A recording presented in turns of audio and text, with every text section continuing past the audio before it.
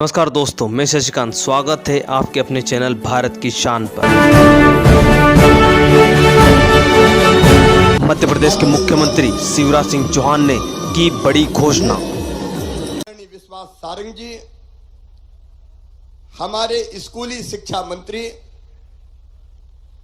गरीब बेटा बेटी जिनकी आर्थिक आय कम होती है, पढ़ाई में सबसे बड़ी बाधा बनती है तो फीस।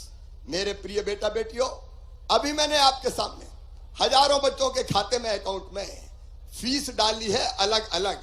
हमने बनाई मुख्यमंत्री मेधावी विद्यार्थी योजना और उसमें तय किया कि अगर आप में क्षमता है, अगर आप में प्रतिभा है, अगर आप में योग्यता है, अगर आप में टैलेंट है और आपके टैलेंट से आपका एडमिशन मेडिकल कॉलेज में होता है, इंजीनियरिंग कॉलेज में होता है, IIT IIM में होता है, अलग अलग क्लेट के माध्यम से किसी विधि महाविद्यालय में होता है, देश के किसी प्रतिष्ठित संस्थान में होता है, ये कौन लेगा?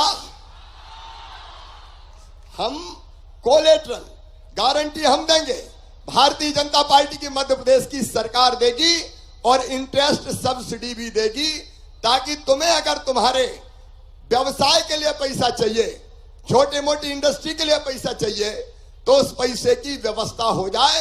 ये हमारा दूसरा प्रयास, तीसरा प्रयास है। और अभी आज मैं बताना चाहता हूं, हर महीने एक दिन रोजगार दिवस होता है और उसमें लगभग 2.5 लाख बच्चों को रोजगार के लिए बैंक का लोन स्वीकृत होता है, ताकि अगर तुम चाहो कि तुम्हारा काम धंधा खड़ा कर सको तो तुम्हें निराशा ना हो। लेकिन एक बात और, आज की युवा नीति में एक महत्वपूर्ण बात, मेरे बेटा बेटियों, मैं बहुत गंभीरता के साथ तुमसे कहना चाहता हूं। कई बच्चे बेरोजगार हैं और बेरोजगार होने के कारण परेशानी का सामना करते हैं। अब बेरोजगारी का हल तो निकालना पड़ेगा। कुछ लोग कहते हैं बेरोजगारी भत्ता दे दो, राजनीतिक दलों के लोग, लेकिन वो लोग ईमानदारी से ये बात नहीं करते। उनके लिए ये नारा केवल चुनावी नारा होता है, कह दो बेरोजगारी भत्ता, और बाद में इतने नियम प्रक्रिया मैंने कुछ राज्यों की देखी पॉलिसी बेरोजगारी भत्ते की। कहते हैं बेरोजगारी भत्ता, लेकिन शर्त लगा देते हैं 2 लाख रुपए से कम आय होनी चाहिए, फलाना होना चाहिए, ढिमका होना चाहिए, तो वो कोई को मिलता ही नहीं है।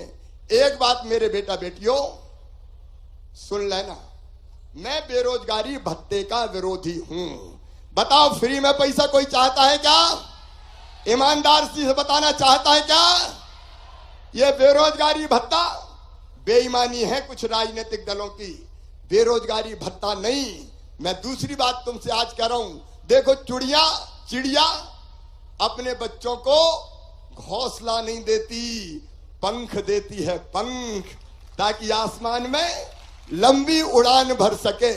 अब हमने तय किया है आज की युवा नीति में, जिसको मैं अब आपके सामने अनाउंस कर रहा हूं, मध्य प्रदेश सरकार जितने बेरोजगार मेरे बेटा बेटी हैं, 12वीं के बाद जिनकी पढ़ाई छूट गई है या जिनने पढ़ाई छोड़ दी है, और केवल 12वीं नहीं, 12वीं के अलावा भी जिनको लगता है कि हमारा ग्रेजुएशन हो गया और ग्रेजुएशन के बाद अब हमको कहीं ना कहीं जब तक जॉब परमानेंट ना मिले तब तक कुछ तो सहारा मिल जाए, तो मेरे बच्चों, आज मैं आप सबके बीच में इस योजना की घोषणा कर रहा हूं, जिसका नाम है मुख्यमंत्री युवा कौशल कमाई योजना।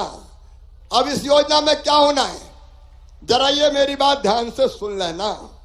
मेरे बेटा बेटियों, परमानेंट जॉब के लिए हमको काम सीखना आना चाहिए।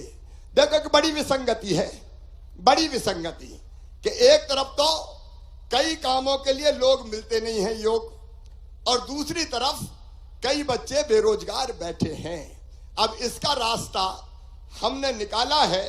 मेरे बेटा बेटियों, जिनकी पढ़ाई पूरी हो गई और वो तत्काल चाहता कि कुछ तो पैसा उसके पास आए, तो उसके लिए हमने ये तय किया है कि अलग अलग सेक्टर में, उद्योग में, चाहे वो छोटे उद्योग हो चाहे वो बड़े उद्योग हो, MSME हो या बड़ी कंपनी हो, जैसे अभी कुछ बच्चों को आपने देखा कंपनियों ने रोजगार दिया, तो उद्योग के साथ साथ सर्विस सेक्टर में, उद्योग, service sector, chartered accountant, trade, मतलब जो खरीदने बेचने का काम होता है, इंडस्ट्री 4.0, ऐसे सभी सेक्टर्स में, तकनीकी जैसे सेक्टर्स में हम युवाओं को ट्रेनिंग दिलवाने का काम करेंगे और ट्रेनिंग के दौरान उनको 8,000 रुपया महीना दिया जाएगा।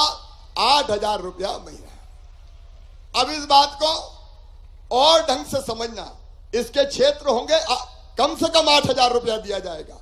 इसके क्षेत्र होंगे इंजीनियरिंग, इलेक्ट्रॉनिक्स, मैकेनिकल, सिविल, प्रबंधन मतलब मैनेजमेंट और मार्केटिंग का क्षेत्र, gig economy, blue collar jobs, सेवा क्षेत्र जैसे होटल मैनेजमेंट, टूरिज्म और ट्रेवल, अस्पताल, रेलवे, आईटी के क्षेत्र में आईटी और सॉफ्टवेयर डेवलपमेंट क्षेत्र, वित्तीय क्षेत्र में बैंकिंग, बीमा, लेखा, चार्टर्ड अकाउंटेंट और अन्य वित्तीय सेवाएं, मीडिया और कला के क्षेत्र में, कानून और विधि निर्माण के क्षेत्र में।